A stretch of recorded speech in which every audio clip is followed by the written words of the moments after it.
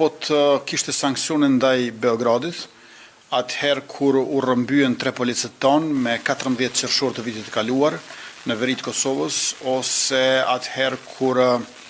u vra rreshteri Afrim Bunjaku nga një grup i paramilitarëve me 24 shtator të vitit të kaluar, ne nuk do të ndodheshim në këtë gjendje. Mungesa e sanksioneve ndaj Serbisë e ka trimëruar atë. Perëndimit demokratik, në veçanti Bashkimit Evropian, Shtetet Bashkuara të Amerikës, Mbretërisë së Bashkuar, ne i bëjmë thirrje që Serbisë t'i kushtëzohen benefitet aktuale, jo vetëm ato të ardhshme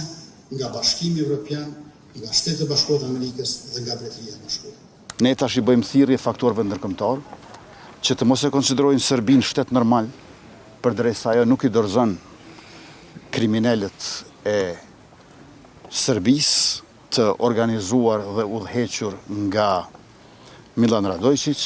dhe të financuar e të